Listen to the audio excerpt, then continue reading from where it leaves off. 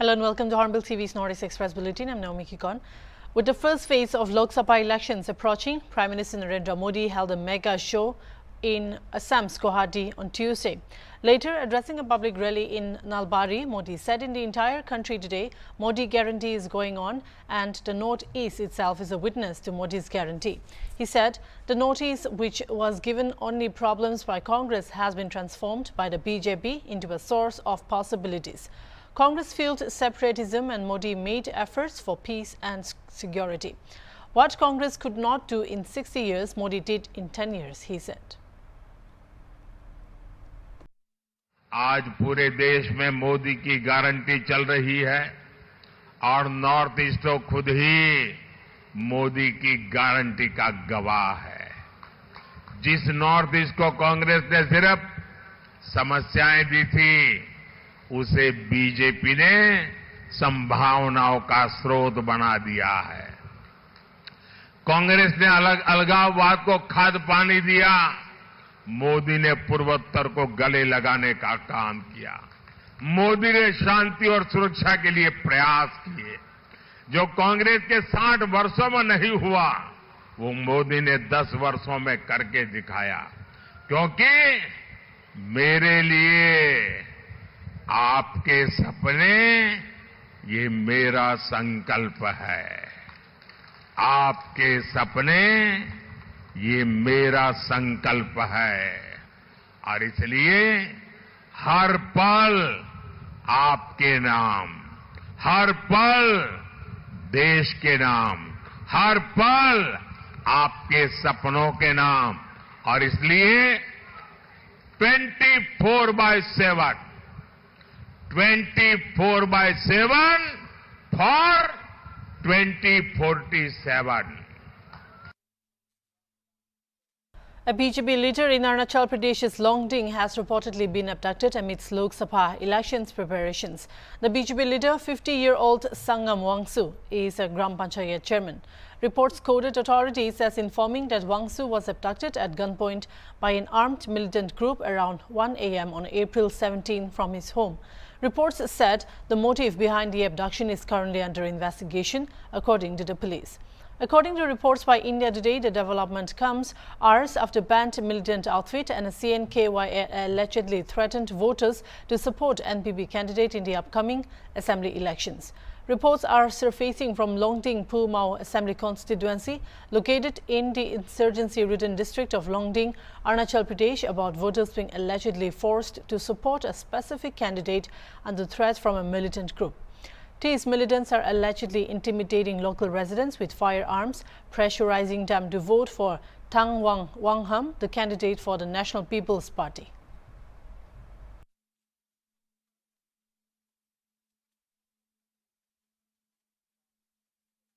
Officials in Arunachal Pradesh are taking cognizance of past electoral offenders as the crucial Lok Sabha election and the simultaneous assembly election draw closer. The Chief Election Officer, Pawan Kumar Sen, said that they are hoping for over 80% voter turnout. 185 companies of security forces are deployed in the state. Those with a history of electoral offences have been bound down. Export and import of liquor is banned in the state. Till now, more than ₹16 crores worth of cash, liquor and more has been seized. Need को देखते हुए भी 10 forces को रात में आज और deploy किया, जो कि कल रात में ही हमारे पास पहुंची हैं। ऐसा करके अगर हम देखें तो 185 हमारे पास पूरी फोर्सेस हैं, जो हर एक डिस्ट्रिक्ट में डिप्लॉयमेंट हुआ है। जैसे मैंने बोला, एरिया डोमिनेशंस हमारे हर जगह पे चल रहा है। लॉ एंड ऑर्डर से रिलेटेड जो भी हमारे पास शिकायत आ रही है, उनका सख्त से सख्त हम लोग कार्रवाई कर रहे हैं। 400 से ज्यादा हमारे यहाँ पे हमने नाकाज स्थापित किए हैं। लीकर जो बाहर से आता था, उसको हमने कम्प्लीटली शट डाउन किया है। हमने बिल्कुल एक्सपोर्ट और इम्पोर्ट दोनों पर बैन लगाया है। जिन लोगों ने पिछले इलेक्शन में या फिर कभी इलेक्टोरल ऑफेंसेस में वो लीन रहे हैं या फिर हमारे पास जो शिकायत आई है, तो 5000 से ज्यादा लोगों को हमने बाउंड डाउन कराया है। हमारे यहाँ पे जो आर्म्स हैं, जो लाइसेंस्ड आर्म्स हैं, वो हमने अराउंड 99% अभी तक हमने डिपॉजिट करा दिया है। अगले 2 दिन में हम पूरा 100% अपना टारगेट अचीव करेंगे। जो इलीगल आर्म्स हैं वो भी हमने 700 से ज्यादा पूरे स्टेट में रिकवर किए हैं, सीज किए हैं। अगर सीजर्स की बात करें तो हमारे यहाँ पर अभी तक का जो पिछले इलेक्शन में केवल 5 करोड़ का था, अभी तक हमने 16 करोड़ से ज्यादा सीजर हमने किया है। कैश सीजर है 16 करोड़। ये पूरा कैश सीजर और लिकर और फ्रीबी सब मिलाकर है, और इससे ये जाहिर होता है कि हमारी इस बार की तैयारियां बहुत ही मेटिकुलसली हमने की है। इसके साथ साथ जो हमारा सीजर है, जो हमारे जो डिस्ट्रिक्ट्स की टीम है, उनकी तत्परता और उनकी जो तैयारियां हैं, दोनों दिखाती हैं हमारे रिजल्ट्स को कि हमने 100% के आसपास अपना टारगेट अचीव करने की कोशिश की। Meanwhile, Inspector General of Police Chukwu Appa had also said that since January they have been taking preventive measures like identifying troublemakers who were involved in incidents in the last elections. 95% of the total licensed arms have been deposited. He also informed that there are 567 critical polling stations. We started our preparation quite early. In fact, around 6 months ago, we started our preparations, and we had number of meetings with the SPs and the commandants, and somehow got into the job. And our preparations are quite well. And since January, we started taking preventive measures. There was a process of identifying troublemakers, and we have gone to check the history, and each district they had to compile compile the troubleshoots, and then we have bound them. We started binding them, and especially all those who are on bail, and we have got non-bailable warrant issued, and then we executed them. And that way, our first target was to identify those troubleshoots, especially those who were involved in violence during 2019 election. So, succeeded in binding them down, identified and bound them in various sections of CRPC. Former Congress leader Bharati Dev Dubey, elder sister of TMC's Sushmita Dev, joined Trinamool Congress on Tuesday. Assam Pradesh Trinamool Congress President Ripun Bora and TMC MP of Rajya Sabha from West Bengal, Sushmita Dev, were present during her joining program. Speaking to the media persons, she said the International Congress in Assam is not what it was in the past. She said she likes Mamata Banerjee and has seen her many times coming to meet her father, late Union Minister Santosh Mohan Dev. She further said she used to work at a grassroots level, learning the nuances of politics from her father, and would do so in the future for Trinamool Congress Party.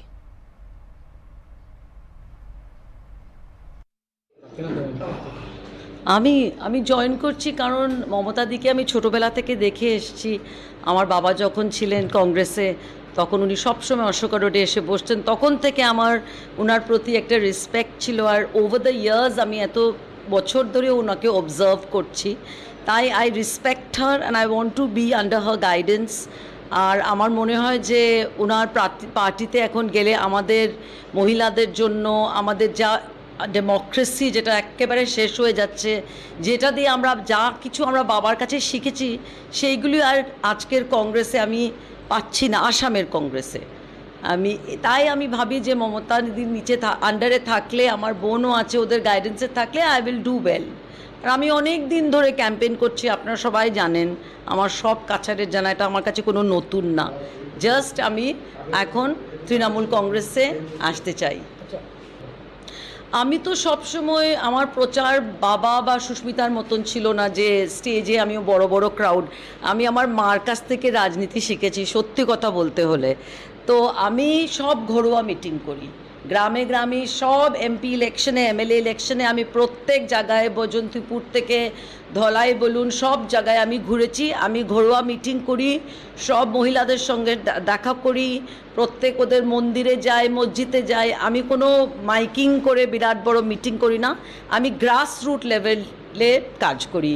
অনেক বছর ধরে grassroot লেভেলে করছি আর এখনও সেই রকমভাবেই আমি করব। আমি কোনো এখানে বিরাট বড় মিটিং টিটিং আপনারা আমাকে পাবেন না।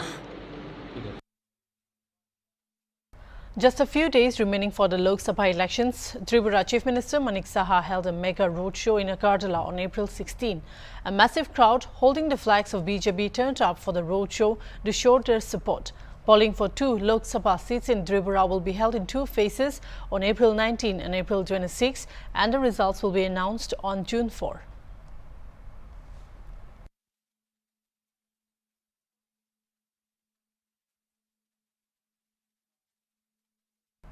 As Nagaland is set to go for polls on Friday to elect its representatives to the state's lone Lok Sabha seat, BJP leader Sunab C. Chamir on Wednesday stated that it is confirmed the United Democratic Alliance will win in the state and they are now only focusing on the winning margin. He also said that the BJP workers in the state are working day and night for its alliance partner and DBP candidate to win. In the state of Nagaland, we have 1 Lok Sabha seat. The election is going to be contested by our alliance partner, which is NTPP. Now, as far as the upcoming Lok Sabha election is concerned, it is a foregone conclusion that our alliance partner candidate is going to win. That is confirmed. Now what we are concentrating is more on the margin. We are looking on the margin. How much more, by how much more margin we will be winning this election. That is our mission now. As far as BJP party is concerned, we are working day and night with the true spirit of alliance.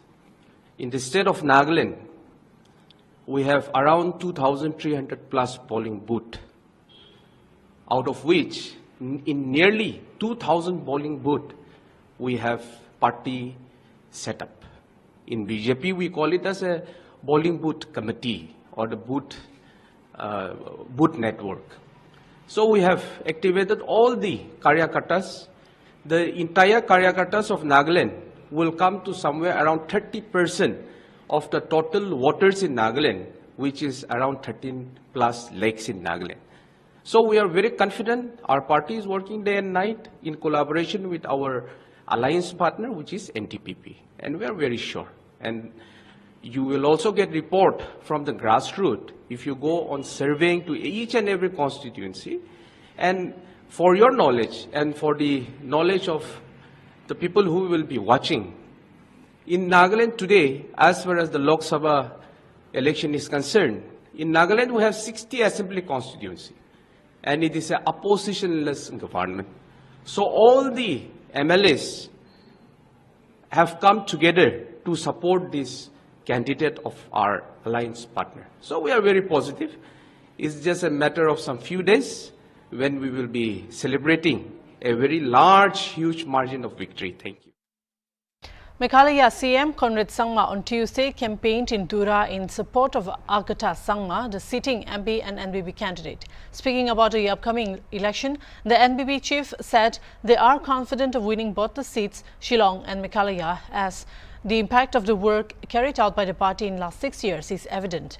He said the opposition is currently fragmented, with leaders from the former Congress party dispersing to different factions.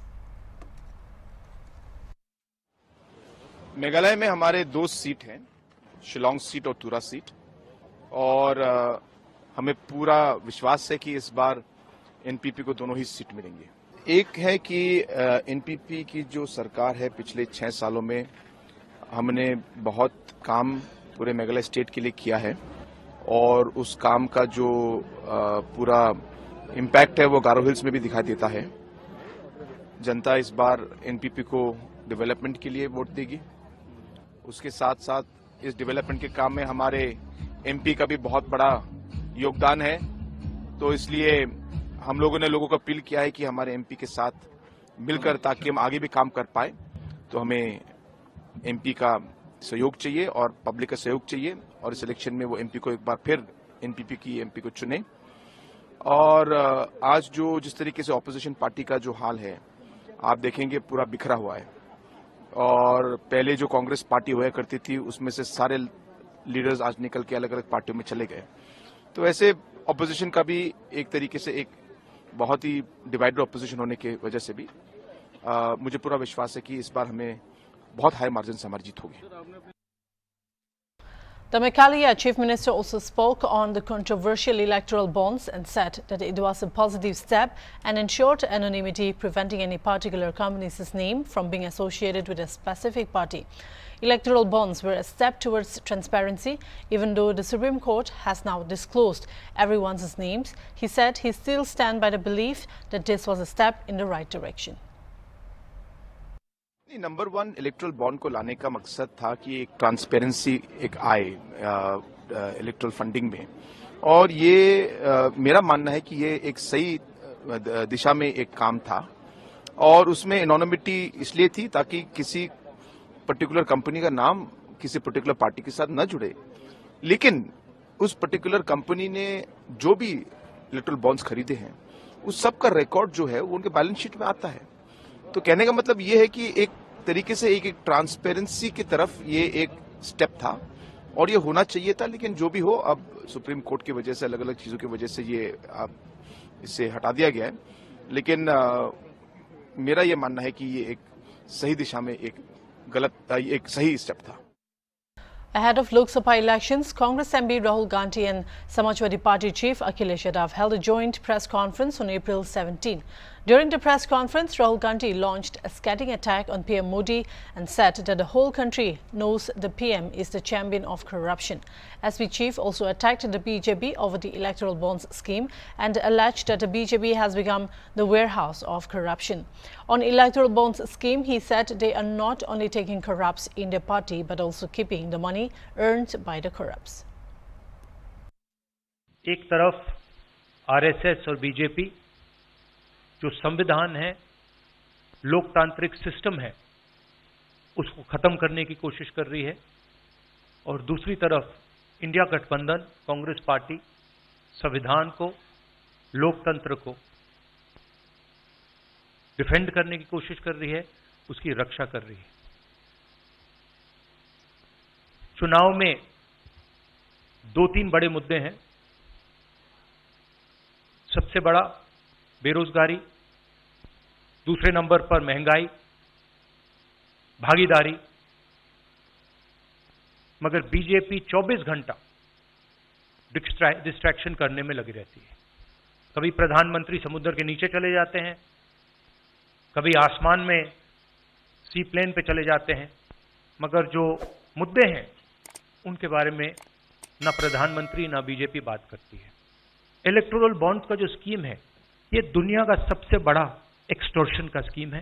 Hindustan के सारे businessman इस बात को समझते हैं, जानते हैं, और प्रधानमंत्री जितनी भी सफाई देना चाहें कोई फर्क नहीं पड़ने वाला है, क्योंकि पूरा देश जानता है कि प्रधानमंत्री भ्रष्टाचार के चैंपियन है। लग रहा था 15-20 दिन पहले कि 180 से 180 तक जाएंगे, अब मुझे लग रहा है 150 तक जाएंगे। हर स्टेट में हमें रिपोर्ट मिल रही है कि हमारा चुनाव इंप्रूव कर रहा है और अंडर करंट है। जहां तक गठबंधन की बात है, यूपी गठबंधन की बात है, बड़ा पावरफुल गठबंधन है और बहुत अच्छा परफॉर्मेंस होगा हमारा उत्तर प्रदेश में। इस बार भारतीय जनता पार्टी को गाजियाबाद से लेकर के गाजीपुर तक इंडिया गठबंधन सफाया करने का काम करेगा। आज किसान दुखी है। तमाम जो वादे किए थे, भारतीय जनता पार्टी की हर बात झूठी निकली। उनके वादे झूठे। न किसान की आय दोगुनी हुई, न नौजवान को नौकरी रोजगार मिला, और जो सपने दिखाए थे विकास के, वो भी अधूरे हैं। जो इनका नैतिकता का बुलबुला था वो भी टूट गया। इलेक्टोरल बॉन्ड ने इनका बैंड बजा दिया। भारतीय जनता पार्टी सभी भ्रष्टाचारियों का गोदाम बन गई। इनका एक ही नारा है, झूठ बोलने का और लूटने का। लूट और झूठ भारतीय जनता पार्टी की पहचान बन गई है। पेपर लीक कितने हुए हैं? 1-2 होते तो ठीक था, लेकिन 10 पेपर लीक हुए।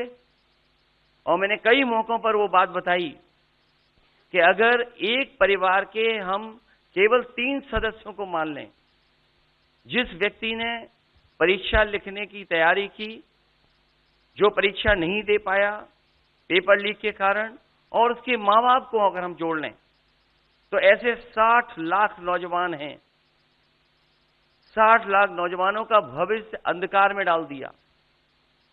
और अगर 60 लाख का गुणा करें हम 3 से, 1 करोड़ 80 लाख, और 1 करोड़ 80 लाख को अगर हम डिवाइड कर दें 80 लोकसभाओं से, तो भारतीय जनता पार्टी का 2,25,000 वोट हर लोकसभा में कम हुआ है। इसलिए एक भी वोट बट ना पाए।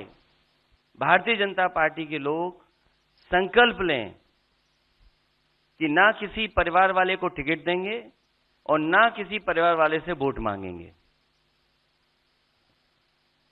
और गाजियाबाद में कार्यक्रम इसलिए किया है क्योंकि हम दोनों लोगों ने संकल्प लिया है।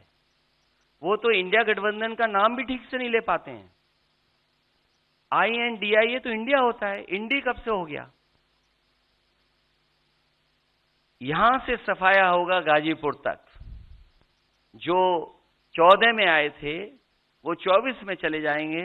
और यूपी वाले स्वागत भी अच्छा करते हैं। और इस बार तो ढोल नगाड़ा और सब कुछ की तैयारी है। इस बार विदाई भी बहुत शानदार होने जा रही है। That's all for now. Keep watching Hornbill TV.